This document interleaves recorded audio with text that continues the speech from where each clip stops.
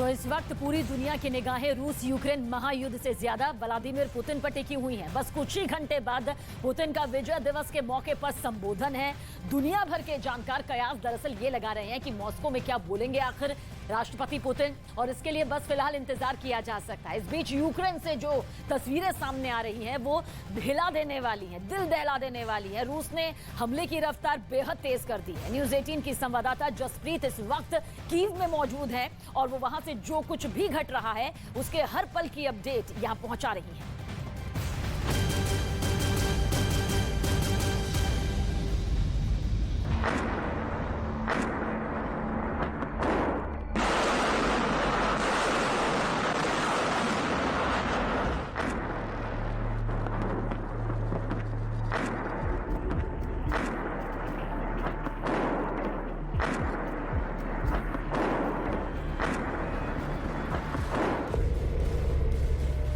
9 मई 2022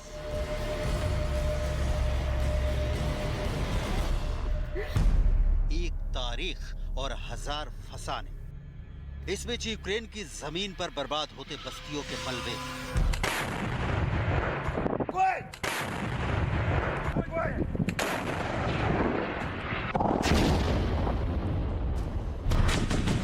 रूसी तोपों से निकले आग बरसाने वाले गोले हैं।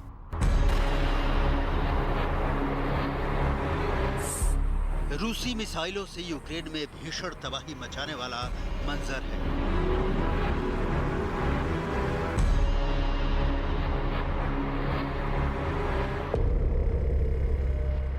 कीव,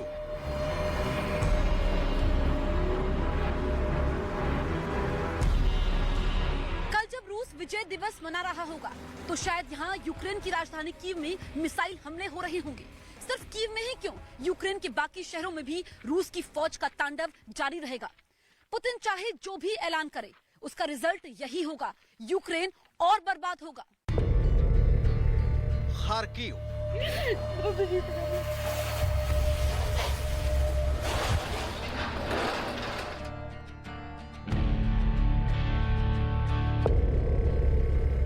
यूजियम,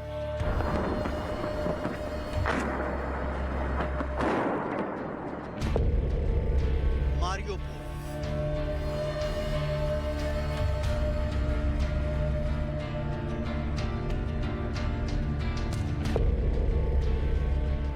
ज़ापोरिजिया,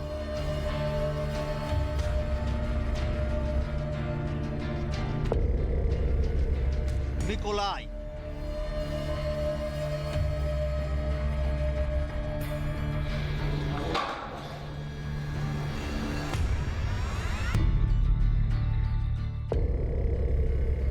ओडेसा,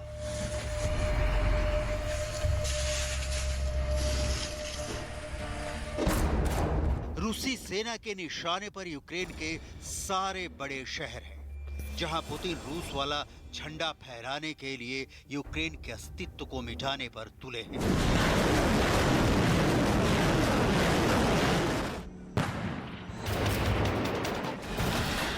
एक से एक हथियार जो यूक्रेन के शहरों पर गिरते ही उनकी तस्वीर बदल दे रहा है। इतना मलबा कि दुनिया के सारे जेसीबी को एक साथ जोत दिया जाए तब भी सालों गुजर जाएं इन मलबों को उठाने।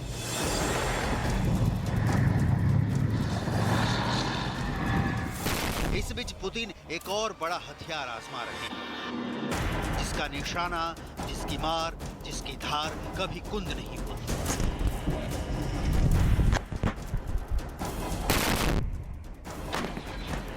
नाम है मस्ता एस टैंक। इस टैंक की डिटेल जान लीजिए, फिर पूरे यूक्रेन की जंग की अब तक की तस्वीर आपके टेलीविजन स्क्रीन पर होगी। मस्ता एस 1 मिनट के भीतर 7 से 8 गोले दागता है। करीब 29 किलोमीटर दूर बैठे दुश्मन को तबाह करने की क्षमता रखता है। टैंक में लगी मशीन गन को रिमोट से कंट्रोल किया जाता है, यानी चलाने के लिए किसी सैनिक को टैंक से बाहर निकलने की जरूरत नहीं पड़ती। ऐसे भयानक कहर बरपाने वाले टैंकों के बावजूद कीव से ज़ेलेंस्की देश को जो संदेश दे रहे हैं, आज उसे जरूर सुनना चाहिए।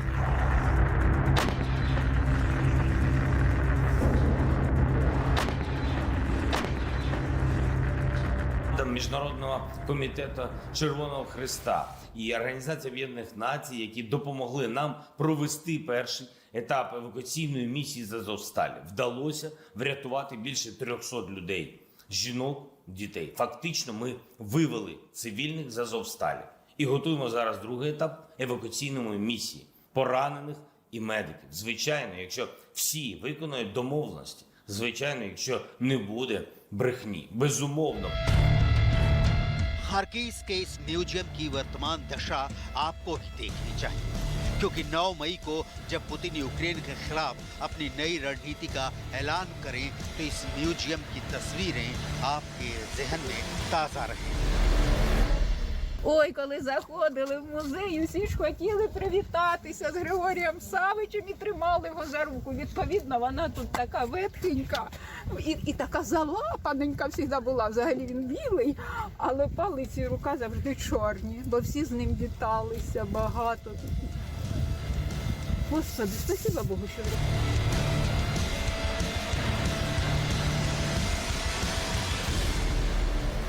खार्किव का म्यूजियम तो बस एक उदाहरण है। तबाही की तस्वीरें आपको हर जगह नजर आएंगी। मैंने कीव से 30 किलोमीटर दूर बर्बादी के निशान दिखाए थे और आज कीव में हूँ। यहाँ पर सायरन का शोर आपके कानों में होगा। यूक्रेन का हर नागरिक आज सहमा हुआ है। उसका प्रेजेंट तबाह है और फ्यूचर बहुत डार्क। ऊपर से कल 9 मई की तारीख, जब पुतिन यूक्रेन के खिलाफ फुल फ्लेज वॉर का ऐलान कर सकते हैं। इस महिला के अपने इतिहास के प्रति लगाव को समझिए, जिसकी आंखों में सिर्फ बेबसी और लाचारी दिख रही है। ये लाचारी पूरे यूक्रेन में पसरी है। आसमान में आशंका के बादल हैं। कल क्या होगा? रूस के विजय दिवस पर पुतिन यूक्रेन के खिलाफ क्या ऐलान करेंगे? क्योंकि तमाम बर्बादी की तस्वीरों के बीच कीव का किला अब भी खड़ा है। ज़ेलेंस्की भी इसी यूक्रेन में है। उनके सैनिकों का जोश और जज्बा हाई है।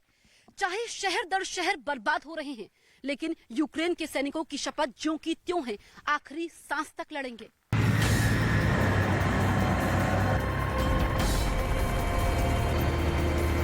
अपने से कई गुना शक्तिशाली सेना के सामने चट्टान की तरह खड़ी ज़ेलेंस्की की मुट्ठी भर सेना के हौसले का आलम देखिए।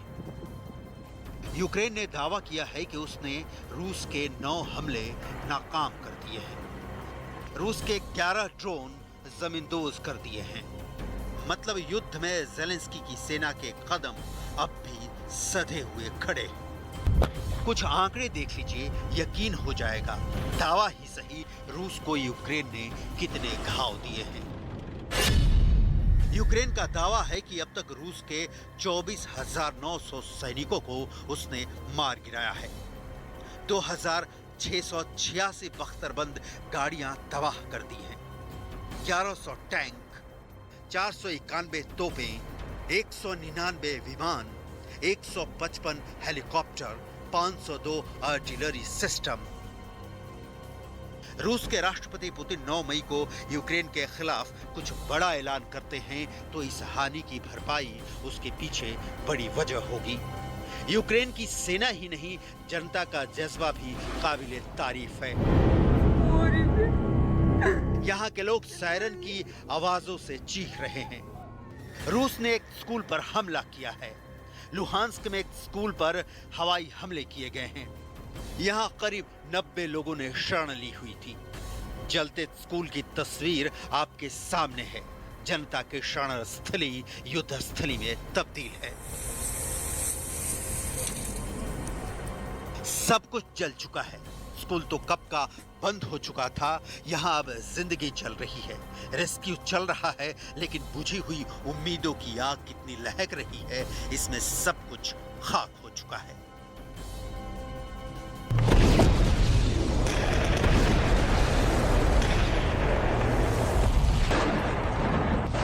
इसलिए पूरी दुनिया आज जानना चाहती है कि 9 मई 2022 की जब सुबह होगी तो पुतिन मॉस्को में जो बोलेंगे वो क्या होगा। क्या मातम वाली यूक्रेन की अब तक की सारी तस्वीरें आगे होने वाली बर्बादी के सामने फीकी पड़ जाएंगी? क्या यूक्रेन में युद्ध का इससे भी भीषण रूप सामने आने वाला है? 9 मई की तारीख यूक्रेन के लिए क्या लाएगी, ये चंद घंटों के बाद दुनिया के सामने होगा। फिलहाल यहाँ की तस्वीरें ही रुला देने के लिए काफी है। 60 दिनों तक बंकर में गुजारने के बाद एना बाहर निकली। हंसती खिलखिलाती एना की जिंदगी जंग ने ऐसी तबाह की कि उनको आगे सिर्फ अंधेरा दिख रहा है। हमने बहुत तलाश की, फिर भी 24 साल की एना जेत्सेवा की हमें 1-2 तस्वीर ही हाथ लगी। एना की दास्तान आपको भी जरूर देखनी चाहिए। सिर्फ ज़ेलेंस्की ही बंकर में नहीं है, उनके सिपह सालार ही सिर्फ बंकर में नहीं बैठे हैं। बंकर में यूक्रेन का हर वो नागरिक छिपने के लिए मजबूर है जिनके घरों पर पुतिन के मिसाइल गिरने वाले हैं।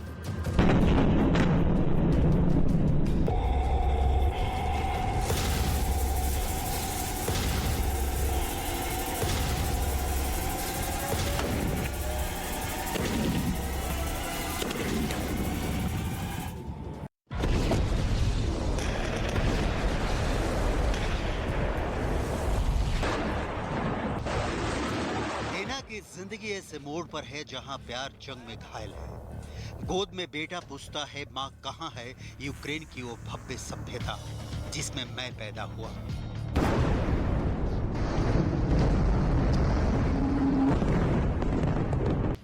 एना के बुजुर्ग माता पिता ने 60 दिनों की बंकर की जिंदगी काटी है। इस बंकर में सिर्फ एक टाइम का खाना मिल पाता था। हर बीते दिन के साथ मुश्किलें और बढ़ती गईं।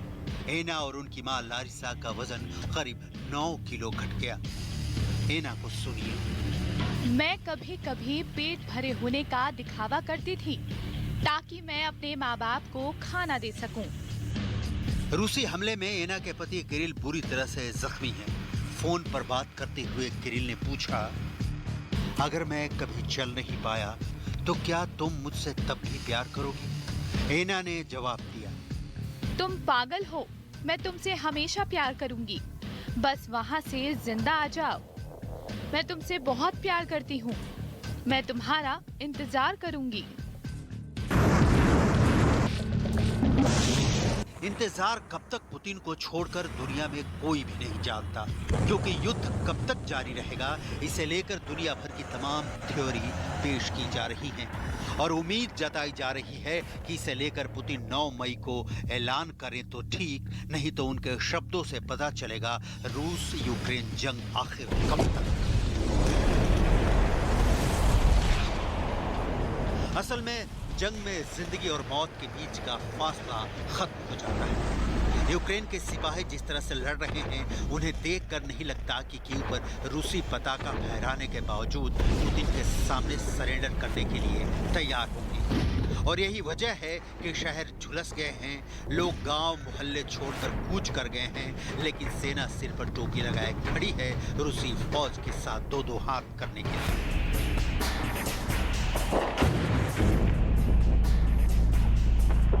यूक्रेन का इंफ्रास्ट्रक्चर तबाह हो चुका है।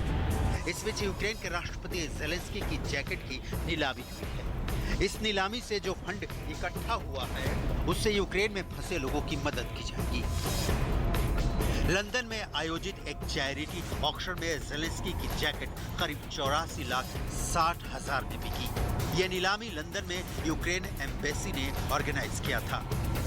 ये तस्वीर कीव दौरे पर आए ब्रिटेन के प्रधानमंत्री बोरिस जॉनसन और राष्ट्रपति ज़ेलेंस्की की है। इस दौरान ज़ेलेंस्की ने एक ग्रीन मिलिट्री जैकेट पहना था। मीडिया रिपोर्ट्स के मुताबिक जैकेट की शुरुआती कीमत करीब 47 लाख रखी गई थी, जिसके बाद ब्रिटेन के राष्ट्रपति बोरिस जॉनसन ने लोगों से इसे ज्यादा से ज्यादा कीमत में खरीदने के लिए कहा, जिससे यूक्रेन में फंसे लोगों की मदद की जा सके। बोरिस जॉनसन ने कहा, यूक्रेन का सपोर्ट करें ताकि कोई दोबारा कीव पर हमला न कर सके और यूक्रेन हमेशा आजाद देश बना रहे। ज़ेलेंस्की को ब्रिटेन से मिल रहा यही इमोशनल सपोर्ट और अमेरिका से मिल रही हथियारों की खेप पुतिन के क्रोध के सामने टिकाए हुए है। यही नहीं, ज़ेलेंस्की के साइन वाली एक बॉल की ऑनलाइन नीलामी होनी है। मेजर लीग बेसबॉल की इस बॉल पर राष्ट्रपति ज़ेलेंस्की ने 2019 में न्यूयॉर्क की यात्रा के दौरान साइन किया था और कम से कम $15,000 में यानी 11,47,000 से ज्यादा की कीमत में बिकने की इसकी उम्मीद है। ऐसा हौसला नहीं होता, इतनी मदद नहीं मिलती तो कोई वजह नहीं दिखता कि यूक्रेन इतने बड़े रूस के सामने 2 महीने से ज्यादा टिक पाता, और न जाने अभी कई दिनों तक टिका रहेगा। पुतिन के विजय दिवस के बाद तस्वीर क्या होगी, इसका सिर्फ कयास लगाया जा सकता है। मॉस्को में होने वाली परेड की फिलहाल रिहर्सल देखी जा सकती है। पुतिन के ऐलान तक रूस यूक्रेन जंग के भविष्य की फिलहाल इतनी ही कहानी है। जख्म है, खून है, लाशें हैं, उन पर रोने वाले हैं, और जो बचे हुए हैं उनकी नजर 9 मई पर है। जाने क्या होगा रामारी।